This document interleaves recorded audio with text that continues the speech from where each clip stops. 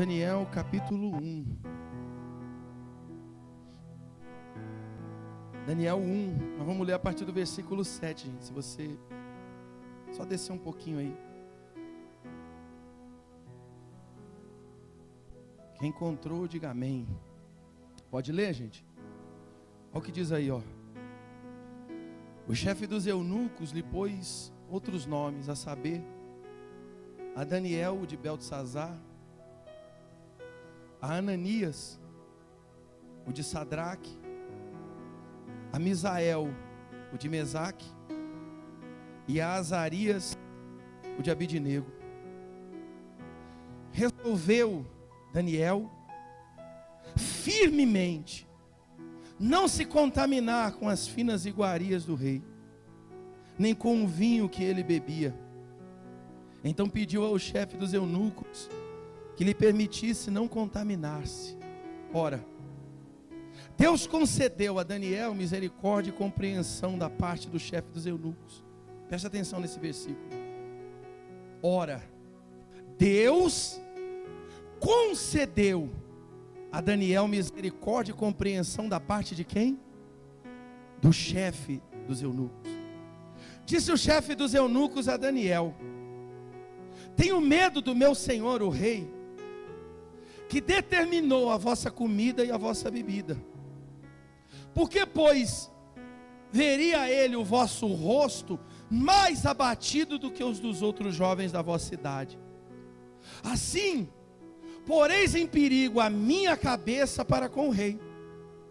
Então Daniel disse, ou melhor, então disse Daniel ao cozinheiro-chefe, a quem o chefe dos eunucos lhe havia encarregado de cuidar de Daniel, Ananias, Misael e Azarias: experimenta, pois, ou peço-te, os teus servos 10 dias, e que se nos deem legumes a comer e água a beber.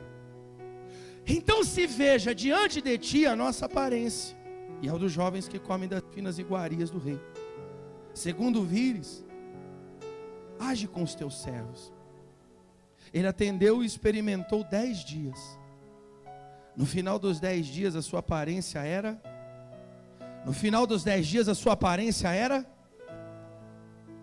Estavam eles mais robustos do que todos os jovens que comiam das finas iguarias do rei. Com isso o cozinheiro tirou deles as finas iguarias e o vinho que deviam beber, e lhes dava legumes.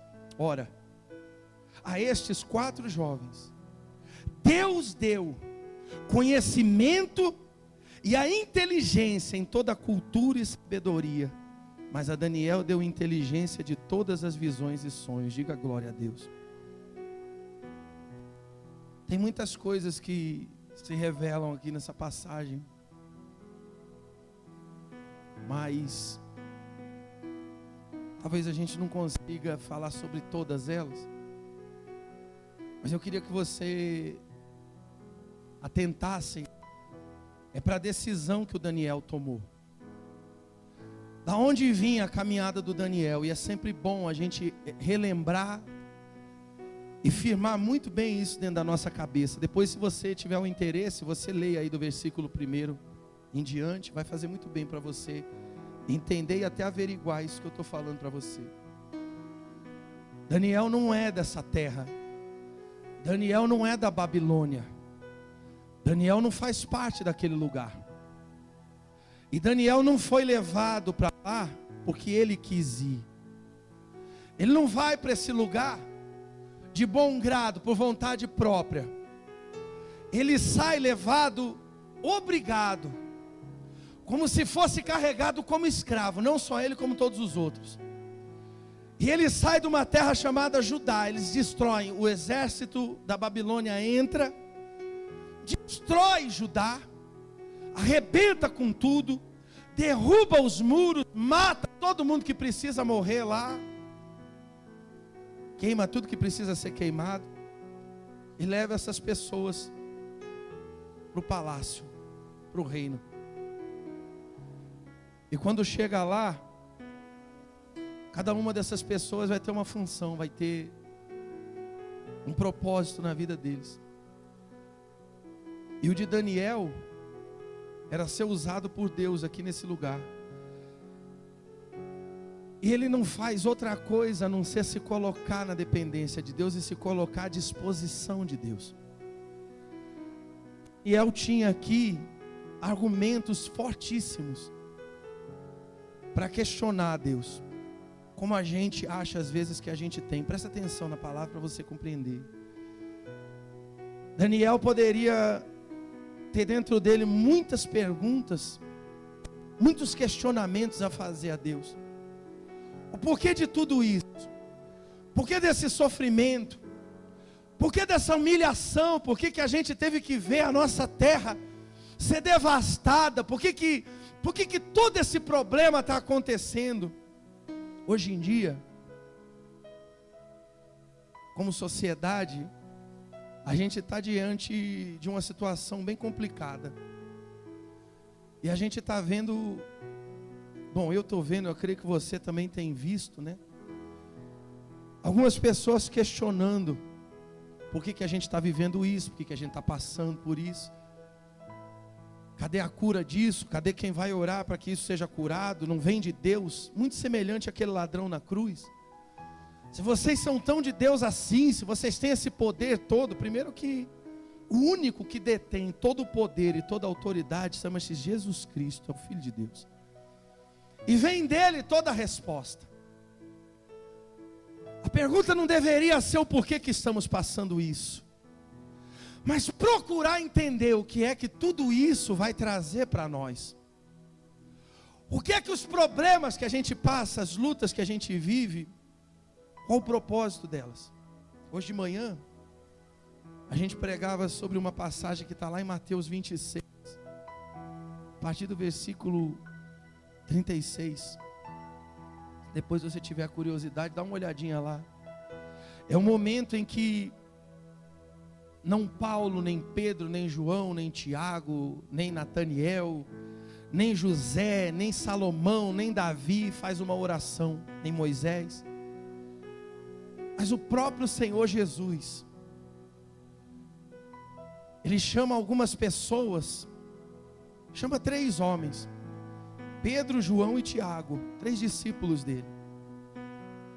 E ele fala para eles: vamos ali comigo, porque é importante, independente do momento que a gente viva, a gente ter gente de fé do nosso lado e ouvirmos a palavra da fé. O ambiente faz toda a diferença.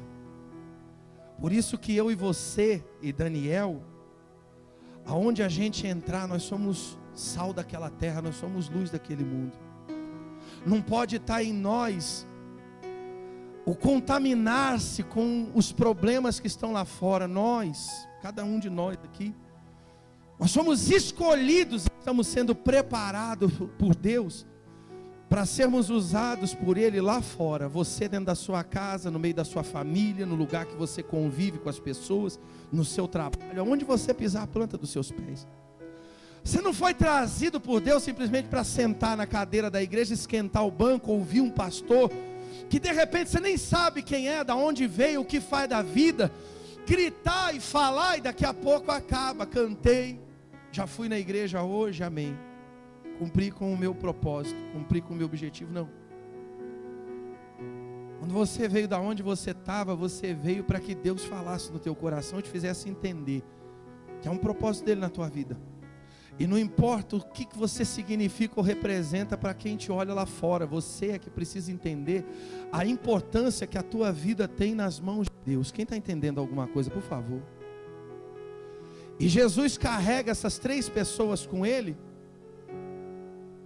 E chegando num determinado lugar, ele fala assim: olha, para você ler lá, isso está no versículo 39, se eu não me engano, do capítulo 26. Ele fala assim: olha, a minha alma, o lugar mais profundo de dentro de mim, está angustiado até a morte. Eu estou triste, estou angustiado e estou triste. Por quê?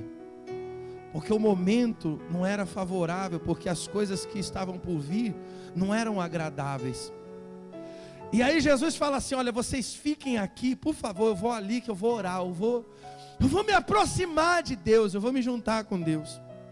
Alguém hoje falou uma coisa muito tremenda, muito forte, disse assim: são os problemas, são os momentos difíceis que mais me aproximam de Deus. É uma grande verdade isso.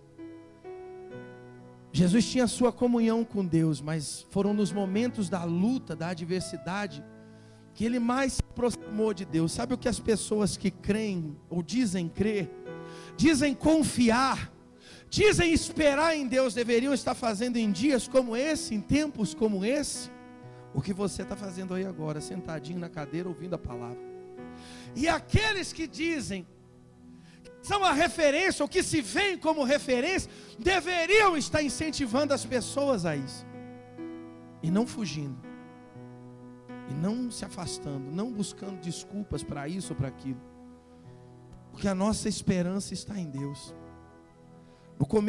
No final do ano passado, Deus deu uma direção para a gente. Nós demos um tema, na verdade, para que a gente viva isso, que esse ano seria o ano da viva esperança dentro de nós. E às vezes parece só assim um slogan, né? Só uma palavra jogada. De repente eu estou falando as coisas aqui, você nem está entendendo por que isso está sendo dito, você não está compreendendo nada disso. De repente aqueles discípulos não conseguiam entender como é que pode esse homem, que nós cremos ser o próprio Deus, enviado por Deus para salvar a humanidade, está agora diante de uma situação, de um momento difícil, dizendo que está angustiado até a morte, triste, está sofrendo dentro dele, está preocupado dentro dele, está angustiado dentro dele, sendo que ele poderia agora mudar tudo isso, reverter tudo isso. Não, mas ele não poderia, porque ele estava vivendo o propósito de Deus. E é essa a grande diferença da vida do que crê. Porque quem crê não vive a sua vontade, vive o propósito de Deus. E é por várias formas e de muitas maneiras que o propósito de Deus se revela. E algumas delas, ou a grande maioria delas, é pelas dificuldades e pelas lutas que a gente passa, que a gente vive. Esse rapaz, esse Daniel, e cada uma dessas pessoas, o problema não era se contaminar, presta atenção nisso, gente. Não era se contaminar com a comida, porque qualquer um de nós sabemos que a comida entra pela boca e daqui a pouco ela sai de nós. Mas era o ambiente que eles estariam colocados, era tudo aquilo que eles iam ouvir, era aquilo que ia entrar dentro deles pelo ouvido. Era disso que eles estavam buscando se afastar, não se contaminar. Era disso que eles estavam querendo afastar o coração dele, daquilo que entraria dentro deles, mas não pela boca, e sim pelo ouvido. Quem está entendendo alguma coisa? Eles falam, nós vamos fazer alguma coisa de diferente aqui, quando a gente sentar na mesa, ao invés daquilo que eles estão falando, chamar a nossa atenção, nós é que vamos fazer, chamar a atenção deles por aquilo que a gente está fazendo, alguma coisa diferente. Porque veja, não era comida, eles foram ensinados, eles aprenderam sobre a cultura daquela gente, sobre o sistema daquele lugar. Sabe aonde Daniel serviu o rei daquele lugar? Dentro do palácio, no lugar mais próximo. Mas ele guardou, ele escolheu guardar o coração dele, manter o coração dele, os olhos dele em Deus. Quem está entendendo alguma coisa? Jesus não estava ali passando toda aquela luta e vivendo aquele problema buscando fazer a vontade dele. Ele tinha um propósito.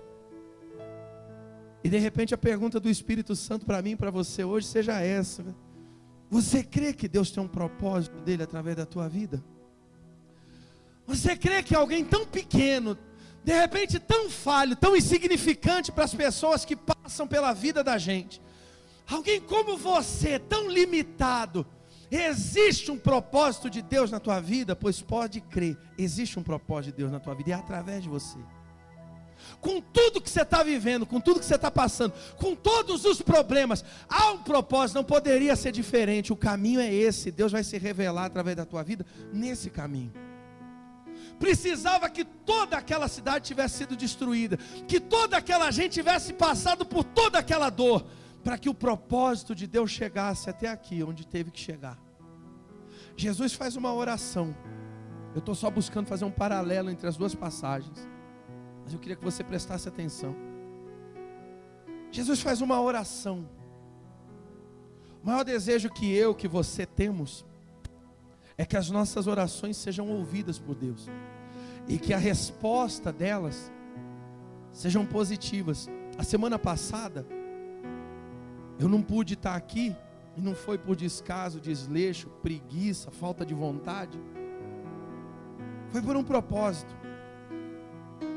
Uma senhora que foi obreira com a gente, obreira na igreja que eu dirigi há uns anos atrás, em 2009, 10 e 11, não, 10 e 11, quase 12. Ela faleceu no sábado, na madrugada, do sábado para o domingo.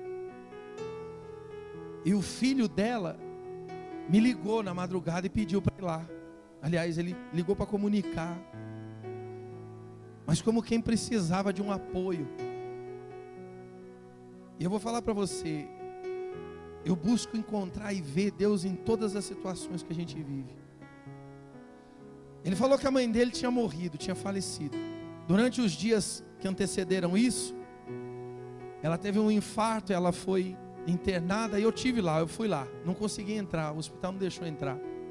Eu estava na UTI, o hospital não deixou entrar. A minha oração foi para que Deus curasse ela.